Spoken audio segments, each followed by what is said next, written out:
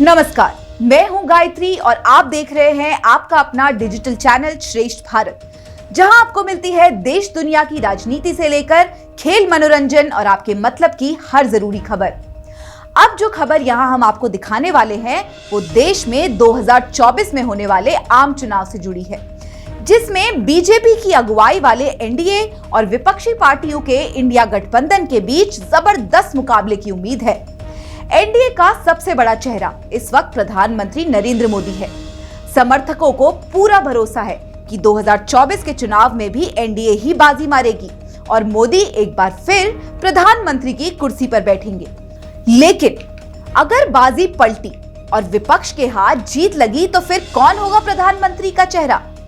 ये वो बड़ा सवाल है जो हर तरफ घूम रहा है। लेकिन इस सवाल का जवाब देने की कोशिश विपक्ष के गठबंधन का हिस्सा बनी पार्टियों की ओर से संकेतों के रूप में मिलने लगा है और यही वजह है कि विपक्ष के गठबंधन के अंदर नया विवाद सर उठ सकता है। आखिर ऐसा क्या नया हुआ, चलिए बताते हैं आपको। इस बैनर को ध्यान से देखिए। इस बैनर में समाजवादी पार्टी के अध्यक्ष अखिलेश यादव की बड़ी सी तस्वीर है। बगल में समाजवादी पार्टी के प्रवक्ता फखरुल हसन की तस्वीर है, लेकिन दोनों तस्वीरों के ऊपर जो कुछ लिखा है वो बहुत ही गौर करने लायक है। बैनर में लिखा है, देश के भावी प्रधानमंत्री आदरणीय श्री अखिलेश यादव जी को जन्मदिन की हार्दिक बधाई और शुभकामनाएं। ये बैनर यूपी की राजधानी लखनऊ में समाजवादी पार्टी के दफ्तर में दिखा और इस पोस्टर ने दिल्ली तक बड़ी सियासी हलचल मचा दी है।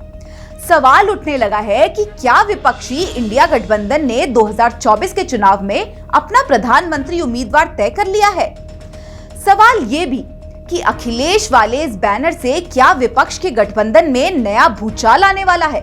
दरअसल 28 विपक्षीय पार्टियों से मिलकर बने इंडिया गठबंधन के नेता अलग अलग मंचों पर एक दूसरे से नाराजगी जताते नजर आते हैं।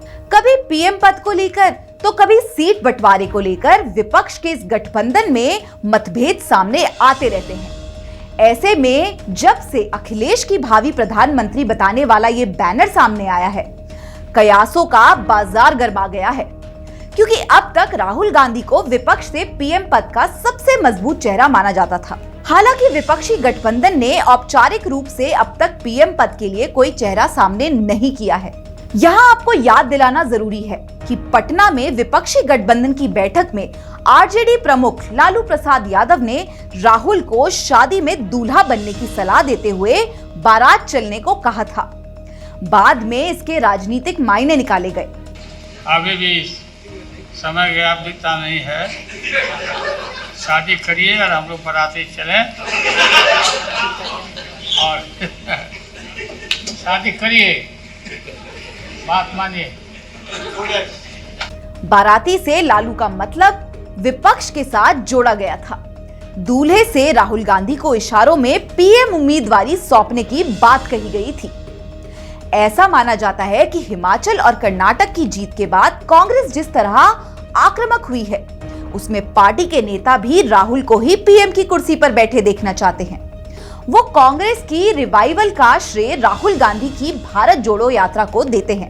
इसीलिए अखिलेश को भावी प्रधानमंत्री बताने वाला ये बैनर जब से सामने आया है, अटकलों का बाजार गर्म है। सवाल उठ रहा है कि क्या इस बैनर के जरिए कांग्रेस और राहुल गांधी को कोई संदेश दिया जा रहा है? वैसे विपक्ष की तरफ से बंगाल की सीएम ममता बनर्जी भी पीएम पद की ख्वाहिशमंदों में शुमार रही हैं। बंगाल विधानसभा चुनाव में बीजेपी को पटखनी देने के बाद वो बेहद मुखर हो गई थी। ममता ने तो विपक्ष की अगुवाई करने में कांग्रेस और राहुल गांधी की क्षमता पर सवाल तक खड़े कर दिए थे। कहा था कि कांग्रेस विपक्ष का नेतृत्व करने के लिए तैयार नहीं है। ये बात विपक्षी गठबंधन INDIA के बनने से पहले की है। सिर्फ ममता ही नहीं, दिल्ली के सीएम अरविंद केजरीवाल भी विपक्ष की ओर से प्रधानमंत्री की दावेदारी वाली इस रेस में है। दिल्ली के बाद पंजाब में आम आदमी पार्टी की सरकार बनते ही पार्टी का मनोबल 7वें आसमान पर पहुंच गया है। तभी से केजरीवाल का नाम प्रधानमंत्री पद की दौड़ में शामिल हो गया था। हालांकि खुद केजरीवाल ने कभी अपने मुंह से इसकी इच्छा नहीं जताई। राहुल, ममता, केजरीवाल के अलावा बिहार के सीएम नीतीश कुमार का नाम भी इंडिया गठबंधन के प्रधानमंत्री पद के उम्मीदवार के तौर पर लगातार सुर्खियों में रहा है। जेडीयू के दूसरे नेता भी नीतीश के लिए पिच तैयार कर रहे हैं।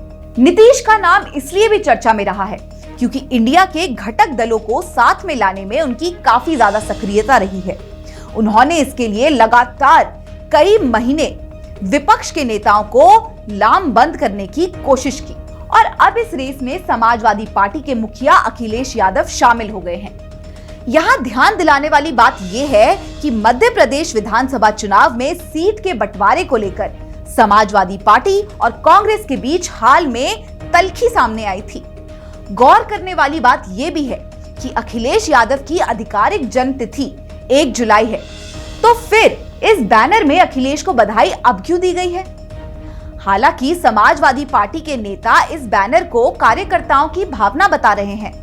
वहीं अखिलेश की ओर से जवाब आया है कि सिर्फ बैनर लगाने से कोई प्रधानमंत्री तो नहीं बन जाता। अब सच क्या है ये तो अखिलेश ही जाने, लेकिन ये जरूर है कि प्रधानमंत्री पद का ऐसा है कि उसकी कुर्सी पर बैठने की ख्वाहिश विपक्ष में हर किसी की हो सकती है। भले ही वो इस ख्वाहिश को सरेआम ना करें, लेकिन ये कौड़ी भी अभी दूर की है, क्योंकि 2024 में जब चुनाव होंगे तो जनता ही ये तय करेगी कि सत्ता में कौन आएगा और तब ही ये तस्वीर साफ होगी कि नए प्रधानमंत्री के रूप में कुर्सी पर कौन बैठेगा। आपको हमारी ये स्टोरी कैसी लगी हमें कमेंट करके जरूर बताएं। देश और दुनिया की बाकी खबरों के लिए आप देखते रहिए श्रेष्ठ भारत। और जाते जाते एक गुड न्यूज आपको बता देते हैं कि श्रेष्ठ भारत परिवार का एक और नया चैनल श्रेष्ठ उत्तराखंड आपके बीच आने जा रहा है। हमें विश्वास है जिस तरह से आपने श्रेष्ठ भारत को इतने कम समय में एक मुकाम पर पहुंचाया, श्रेष्ठ उत्तराखंड को भी आप उतना ही ज्यादा प्यार और सहयोग देंगे। जय हिंद।